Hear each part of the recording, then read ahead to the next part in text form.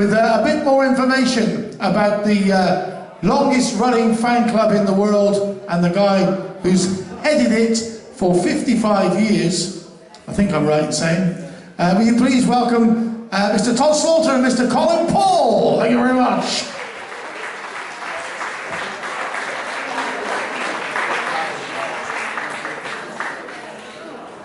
You okay? No? Good afternoon, ladies and gentlemen. Speak to me, don't mind. Good afternoon. Oh, you're there. How are you? Okay, great night last night? I loved it. Fabulous. Great to see Elvis himself up there, and what a screen this is as well. Fabulous. Great job, lads, last night. Fabulous. Really good. And looking forward to a great afternoon and a great night as well. Anyway, on with the proceedings for the time being. Before I get on with my questions here, there's something I would like to say. I guess you're the last man standing who has met, and I don't mean that in a bad way, who has met so many living legends as well as past legends, such as obviously Elvis, but we're talking about Rolling Stones, Dusty Springfield, and the list goes on and on and on. And Billy Fury, of course, yeah. So pick your mic up and tell us what it was like to be in the company of these great people. Well, I have to say, to be fair, nobody wanted to meet me. They really didn't. What they wanted to do was talk about Elvis. Oh, okay. But seriously, I mean, it helped that I've got just a silly name, because nobody forgets the name Todd Slaughter. That's true. But it has worked over the years that I've been involved in the Elvis world, which really started in 1962, which is a long time ago. It is. Which shows you how old I am. And decrepit. Well, I was born in '62, so it shows you how old me and Kelvin are. Oh, so it's you. I mean, Kelvin and I were talking about this yesterday, and we're saying, you know, there's nobody has met as many people as you have. And I guess, yeah, all right, they wanted to talk Elvis, but you met them. You met these people. So out of all these people you met, apart from Elvis, who was the most interesting person that you met? Freddie Starr. Freddie Starr? Wow, really? Why is that? He was a nutter. But a real nutter. There was nothing wrong with Freddie Starr. He was a decent guy. Oh, I love Freddie. A lot of fun. Yeah, great. Okay, right. On with the questions. Obviously, as the fans know, and you know, Priscilla's coming over here on tour during the first week of April, and reported to be showing films, unseen, of course, never before seen, and telling tales not even told before. Okay. Do you think it would be a successful visit for Priscilla? Well, do you know, what shocked me more than anything is when we, and Phil did the same, when we put details on our Facebook sites about Priscilla coming over to do what she's doing, there was an awful lot of venom, awful lot of awful things said, which, to be fair, was expected. But the biggest surprise to me was the official AEG posts.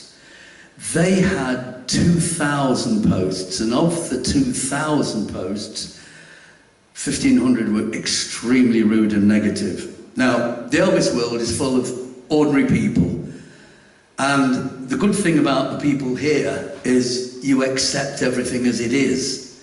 But, you know, there are certain communities within our, within our kingdom, if you like, who really want to hate everybody. They want to hate me, why not? They want to hate Colonel Parker, of sure, Priscilla, Lisa, every man and his dog, and you're not that popular. Oh, I know it. Cheeky bastard. But you know, yeah, I don't change. Now, interestingly, you know, I don't know if you know the story about how and why Graceland was open.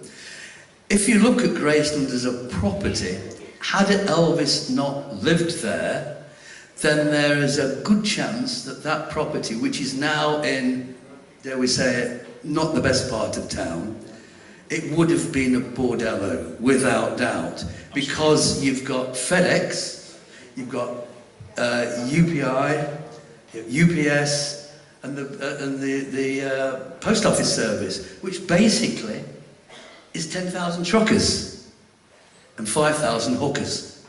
So it would have been an incredible place, you know, for it to be a bordello. Now, when Elvis died obviously the estate of Elvis Presley incurred an awful lot of debts because sadly Elvis, if you like Colonel Parker, hadn't really looked after their money. Elvis had given it away and Colonel Parker had given his to the casino.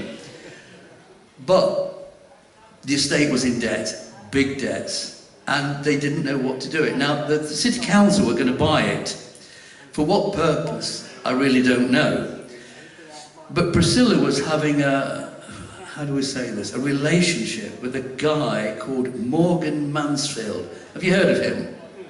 No. Morgan Mansfield is a stockbroker, and he was big friends, in inverted commas, with Priscilla, and he wanted to buy it.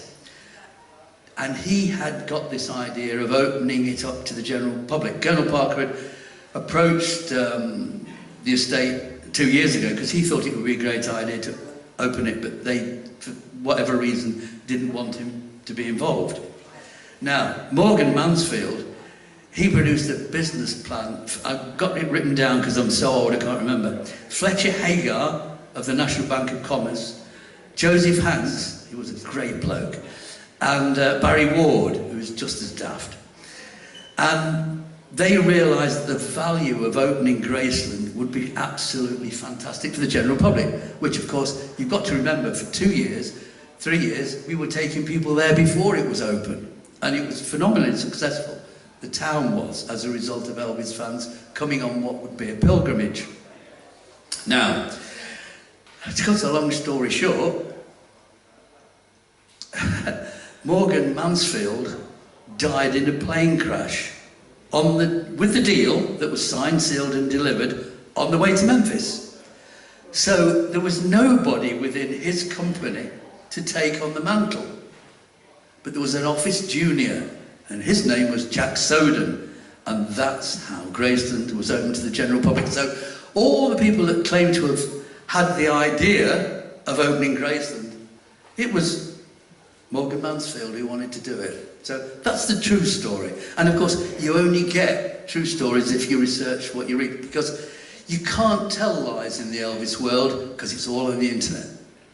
Right. So, back to the question, do you think it'll be a success for it? Who knows? I mean, it should be. And, you know, when you look at what happens in the Elvis world, we've all got this attitude of, you know, them and us. There ain't no them and us, it's Elvis. And if an event fails, or if whatever connected with Elvis fails, it doesn't bode well for the future. So whether you come here, which we know the majority of people are now doing, or whether you go to other events, once those other events drop and wither on the vine, it ain't good for Elvis's legacy. So, you know, it's far better to take this, you know, whatever happens, go where you want. But the ideal world is you go everywhere you want. Whether you want to go to Priscilla, that's your own choice. I ain't going. Okay. Next question. What do you think about the movie? I'd like your opinion on this. Right, what do you, or how many people love the movie? How many people didn't like the movie?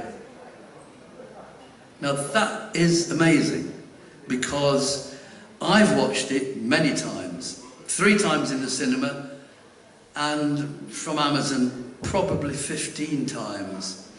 The more I watch it, the more I agree with some of Elvis's family, particularly the Smiths, because nobody, with the exception of one person, comes out smelling of roses here. You know, Austin Butler was fantastic. No one can take that away from him. But of course, what we're faced now with is Austin Butler wearing the King's crown. And that's good in one way, but detrimental in another. There are many stories in that film that new people who have gone to see the film will believe every word of it. But there's a good portion of that film that is wholly inaccurate. And that doesn't make Elvis look good.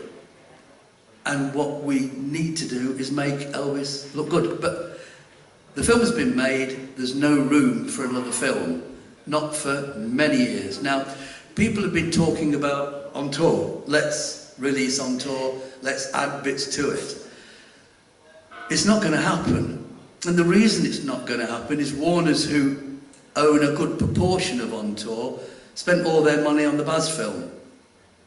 And the Baz film, in many respects, hasn't made enough money, believe it or not, because in real terms it cost £300 million in 2 years to make. So it was an incredibly expensive film. Now, the box office has been great, but you have to remember that only 30% of the population now go to cinemas. So it hasn't been as big as it could have been had there not been COVID. The good thing is that, of course, streaming is now going to start. It's already on virtually every platform. Now, what the take-up of that is, I really don't know. I mean, I've watched it on Amazon, because I've Amazon Prime. Still have to pay for it, but it's a loyalty to Amazonia. But it's everywhere. Let's see how long it lasts. But I will go back to what I said at the beginning. If Elvis saw the film, he would not like the way that his mum was treated. He certainly wouldn't. He'd be well pissed off, to be honest with you. I mean, he absolutely adored his mum. And to see her depicted in that way, he would not have been happy. But, you know, that's me. It was great cinema, totally unfair to Elvis, his mother, and even Colonel Parker got a good whipping.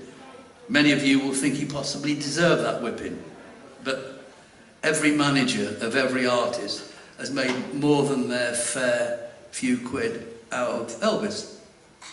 But of course, what you have to remember, when Elvis was paid, I think it was $170,000 to appear on the Frank Sinatra show in 1960, Marty Wilde and Billy Fury were paid 15 quid by Larry Palms. There's a big difference. Absolutely, yeah. Has the movie helped at all with your book about Colonel Parker? Not at all, no. People hate Colonel Parker, so the book really hasn't sold. Really? But you can buy it here. And I will tell you, I'm the only person that's daft enough to give all the money from the sale of my books to Papworth Hospital. Now, I will tell you that I'm here until Tuesday morning at 4 o'clock. And then I've got my annual MOT. So I have to go to Papworth just to prove that I'm still breathing and still alive. But if you buy the book, the tenner you give me will go with me to Papworth. So there you go. Absolutely. A big round of applause. Excellent. Yeah, great idea. Thanks, John. Alan, you took over the fan club on August 16th, 1967, is that correct? Yeah. Yeah. All right. You're wondering what the next question is, aren't you? Well, what is your position these days with the fan club? I am 77 this year. Now, there's people here that I'm sure are the same age. But, you know, I had a heart transplant. I was diagnosed for a heart transplant 30 years ago. And as a consequence, I had my heart transplant operation 28 years ago this month. So I waited 2 years for a donor heart. After 28 years, the wheels are beginning to fall off. Now, I don't know what your experience is with your local GP, but I've never been able to see my bastard. You know, in 2 years, I've ended up in critical care on life support because I've not been able to see my doctor. But on one occasion, I paid to go and see a private doctor, which cost me 180 quid. But I was in despair. Who did I see? But my bloody doctor. Now, I was on this morning, I don't know if you saw it, and now I've been involved with the GMTV team for a long time, and I went into the CAF, and there was Dr. Hillary, who I had not seen for 20 odd years or even more. So I sat down with him and sort of said, "You don't know me." He said, "Yes, I do, I know your name, it's Todd Slaughter." I said, "Listen, I'm well pissed off with you, because every time you are on Good Morning Britain, you are extolling the virtues of GPs, but nobody can see one. So what's happening?" I said, "All right, we do know a lot of GPs have gone back to Poland or wherever." I said, "But, you know, you can't get to see anybody. In fact, you're very lucky if you can get someone to answer the phone. And he said, look, I'm a GP, I have to represent the GPs, but I can tell you my in-tray is full of complaints. He said, but there's absolutely nothing I can do it until we can get more GPs. So, if you can't see a doctor, tough titties. Okay, all right, back on with the Elvis now. How would you like to see the Elvis legacy exploited in the future, if exploited is the word? Perhaps not really looking for... Well, everybody's wanted to see an extended version of On Tour. Well, to be fair, as I said earlier, it's not likely to happen. It really isn't, because A, they've not got the money, and also the music business these days and the film business is not controlled by, you know, producers and directors. It's controlled by lawyers and accountants. And to actually redo On Tour, unlike 20 odd years ago when they did Elvis, That's the Way It Is, it's a different animal altogether. Musicians won't pay for the films that they appear in, that they were originally contracted to appear in. Songwriters weren't paying. Everybody that was involved wants paying. And of course, Warners don't own it all. The estate of the two guys that produced it, they've got a 20% share. So it's a very complicated thing to do. Yes, it would be nice for it to happen. I don't think it would be that easy to do it. But within the archives and in private collections, there are bits of Elvis film which I am desperate to see, some of which I have. There's a guy in Los Angeles called Sheriff Hanna who has scenes from Elvis movies that have never been seen before. I've seen a scene from Jailhouse Rock, I've seen a scene from King Creole, both of which were never included. Now, his story is that he went round the bins of Culver City stealing films. I don't think that's happened, but there's an awful lot of Elvis film in the hands of private collectors who don't want people to see that film, because it's rather like having a Picasso. If you're nutty enough to spend $10 million to buy one, you want to keep it to yourself. Well, with Elvis, you can't keep it to yourself. And bear in mind, all these collectors that have got this material haven't paid for it. It's been nicked, and it don't belong to them. So all the bloopers, all the silly bits, all the bits where Elvis is falling about laughing and having a great time, we never get to see. And in many respects, that was one of the great criticisms to me of the Elvis film. Didn't seem to be having a good time, when we all know, for most of the time, he was pissing himself laughing. He was having a great time. And where were the women? I'm pretty sure that he had more than his fair share. Where were they? They were not in the film. So, you know, if somebody else's fingerprints are on the script, that's sadly what you have to put up with. We touched about you and the fan club and everything, and I was personally wondering, you know, what the future is for the fan club, and can you tell us who else is involved with the fan club? If you've taken a back seat, obviously there's somebody else involved there, and is it a secret about who it is? No, it's not. No, there are 4 people involved in the fan club. As you probably gather, we had something like £40,000 worth of stock and about £20,000 worth of equipment. So the idea was to auction it off. The idea was really from Tony Prince, and Tim Rice had a poke. He thought it was a good idea because he's got a lot of stuff he wants to sell. The problem is the auction house got a tremendous amount of publicity saying it was going to be on sale for 100,000 quid.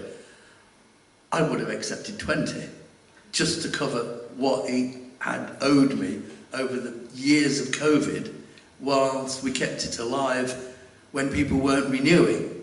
Now, after COVID, well, it's still here, but after COVID, we had something like, well, I said 1,400 people. It was about 1,800 people due to renew. And when we sent out the renewal applications, we only got 118 back, which was awful. But what it did prove was, A, I'm skinned. We haven't got any money to put in to support it. So we're going to have to go online. Occasionally, for people who are joining for a £5, there will be the occasional mail out. But you know, this year, when you go and post your Christmas cards, it's going to be £1. And if you're charging £18 and sending 6 magazines out without labour, without the printing, without everything else, you just can't afford to do it. So we've gone online. We're working on improving the all singing, all dancing websites that we've got. And of course, there's 1,000 hours of entertainment on there. But, you know, it comes at a cost. And what does it cost if it's free? That's what Colonel Parker always said. It costs somebody some money. So, again, we're only asking for a £5. If people renew with the £5, that's great. But don't think you're going to get a magazine every week. It's not going to happen. Now, you want to know who's involved? Yeah, please. We've got a very good friend of ours, a mutual friend called Bob Badwell. We've got Gary Gomashol, who is a computer person, and 2 other people that are in the shadows, because they're the people who are going to shovel a little bit of money in, because I don't have any. It's not Hank and Bruce, is it? Who? The Shadows, Hank and Bruce. I wish it was. In the shadows, yes. Yeah. Just got it, bless it. Yeah. I am rather simple, and no.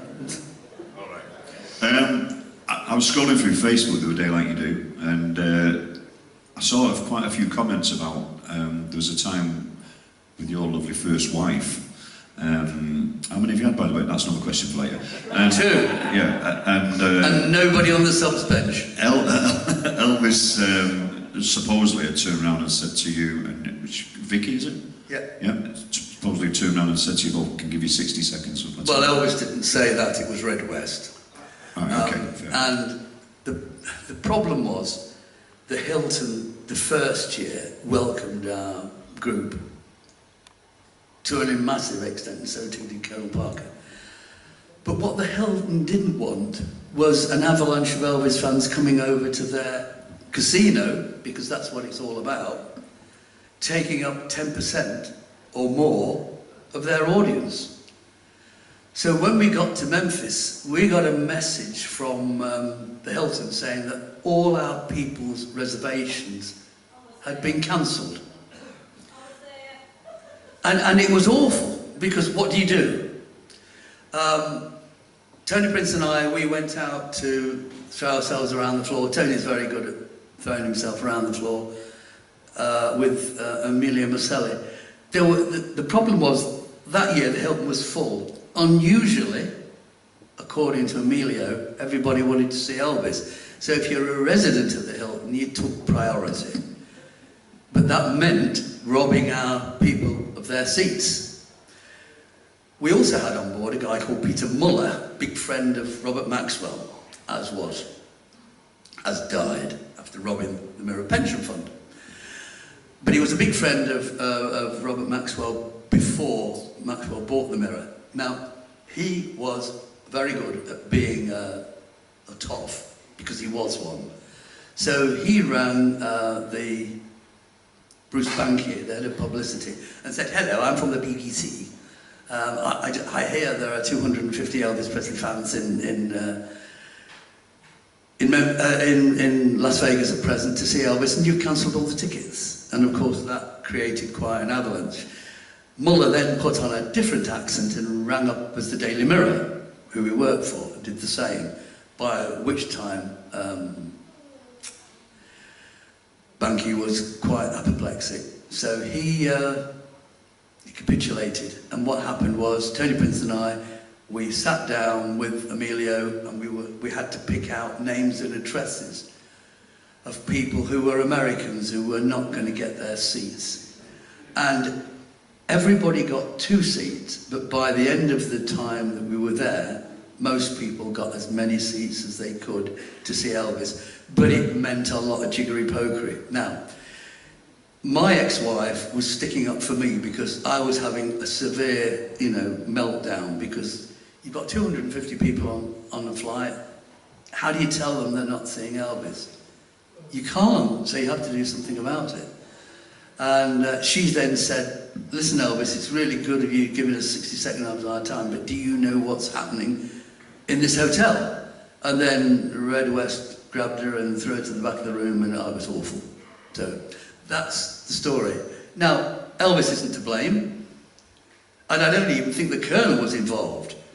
I know that Tom Diskin afterwards said, you know, you really handled that well, thanks for sorting it out. But you have to remember that these hotels are run by friends, and as a consequence, what goes over the tables is what supports their businesses. And as you know, Emilio used to get a private jet out of the airport in Vegas and fly to Sicily with suitcases full of money. Wow, okay. I heard somebody shout that they were there. Who's in that? Right. Tell us where you were. I was there. When we were in Memphis, Tony Prince came on the mic and said all our reservations had been cancelled. When we arrived in Vegas, we were given a cancellation name to go in to see the Elvis show, and I went through on a name that was Polish, I think. It was hard to pronounce, but I did get to see Elvis, that show. At that show, I met Fred and Pat Vogt, who worked for the local post office, and they were friends with Mr. Kellogg, who ran the crack tables, and he got me a lion pass, so I got to see Elvis for a second time. So the first year I went, I only saw him twice. But the fan club did get me the first reservation. So, I mean, it wasn't easy. But if you can imagine what it was like in 1975, when we had been in Memphis and we got an invitation from Olive Osmond to see her kids at the Mid-South Coliseum. Well, we saw the Osmonds there, which was great, at the invitation of Olive Osmond.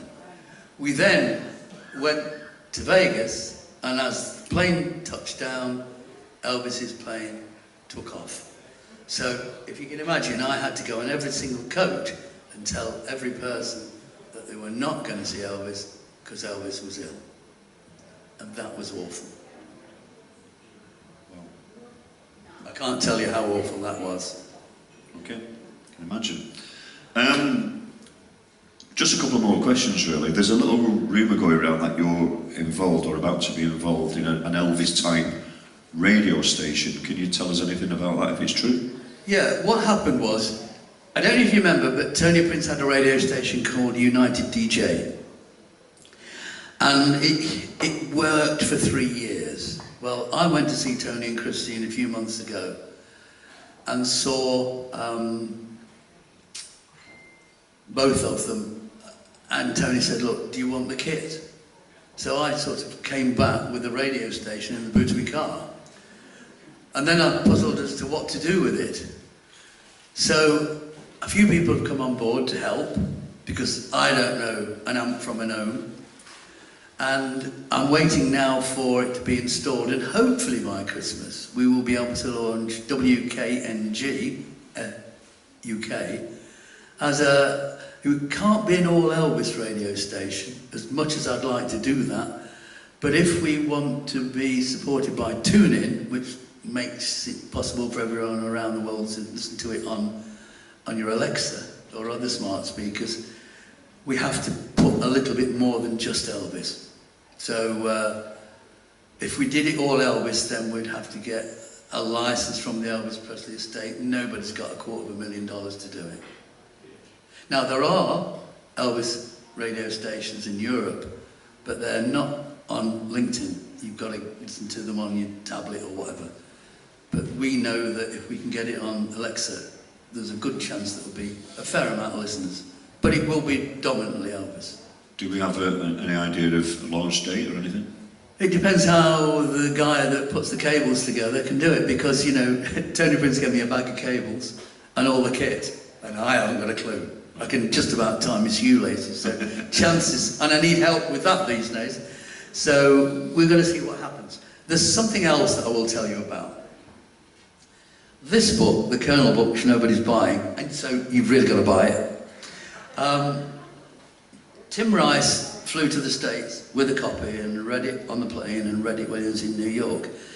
Then he came back and read it again, and he said the first part of the book is worth a drama.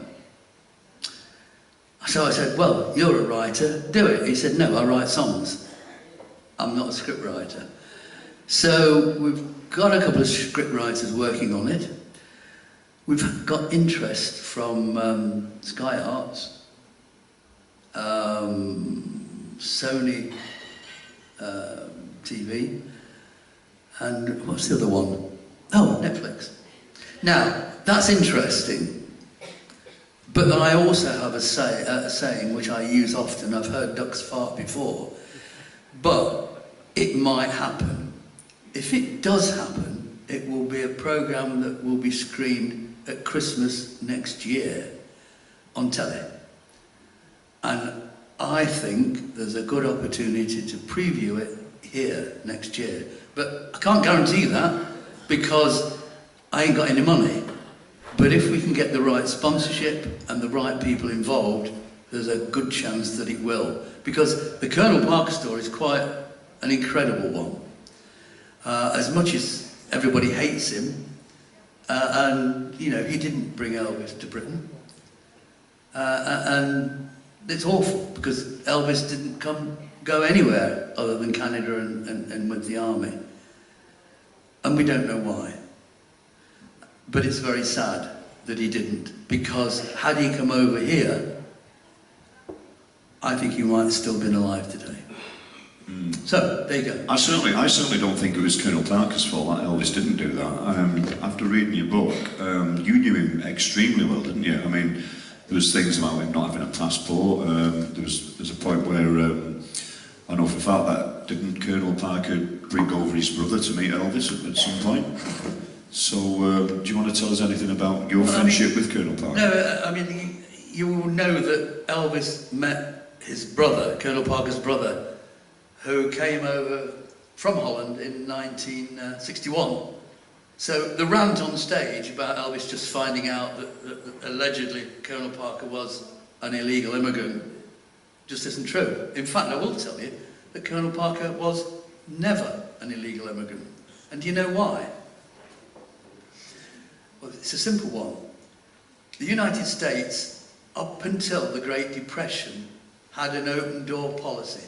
So anybody who wanted to move to the States could go there legally. First thing they had to do was to register with their taxes. Now, since writing the book, we've all found out that Colonel Parker went over when he was 16.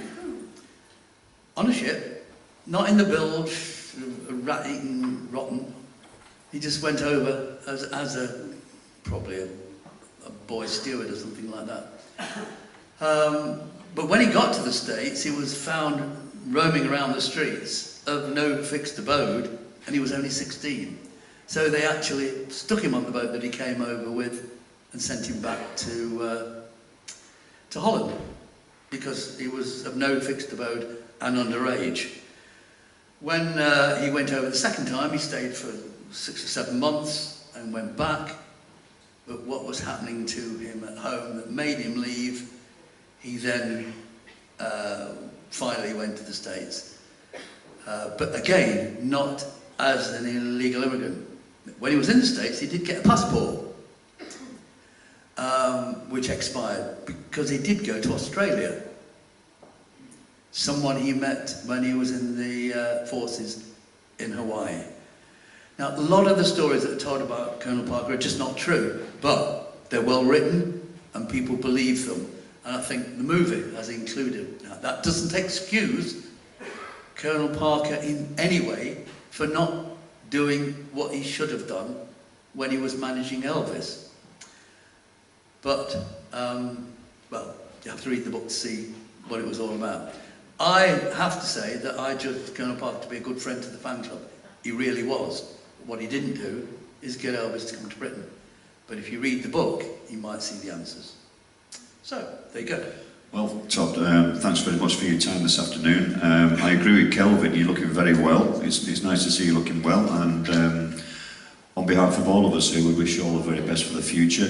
Happy semi-retirement, because we know you'll never fully retire, knowing you like we do, but it's a pleasure to have you here with us this weekend. I know you're going to Papworth on Tuesday, so good luck with that. And yeah, I always look forward to going to Papworth, because I'm then told I'm going to live a bit longer. That's good enough for me, and good enough for these guys. Ladies and gentlemen, Mr. Todd Slaughter. Thank you very much. Thank you. Todd will be selling his books over here at the corner, so if you want, they're only a tenner each, and he'll sign them for you as well. And do remember, all the money's going to Papworth. Excellent. Sadly, it's not going to me. Cheers, thank you very much, thank you. Cheers, Kelvin. So I thought that was absolutely fascinating, ladies and gentlemen, and thanks to Colin for putting the questions. Thanks to James for the sound. The sound was absolutely tremendous. It's nice to be able to hear someone talking on a microphone and actually be able to hear it. So thanks very much, appreciate it, mate. And I was making the point yesterday with Colin about, you know, Todd and the fact that he's been a good friend to us now for the last 5 or 6 years, and it becomes a bit of, you know, you see these people, you take them for granted, but when you actually hear some of the stories and some of the places, and read the book, both books, because I've read them both, and they're both fascinating. And you know, you could easily have guests come over to an Elvis festival who cooked Elvis a burger in 1953 and have written 6 books about it. I personally would rather talk to somebody who actually was involved with the legacy of Elvis right since 1967. So I think he deserves another big round of applause. Round of applause for Todd. Thank you, mate.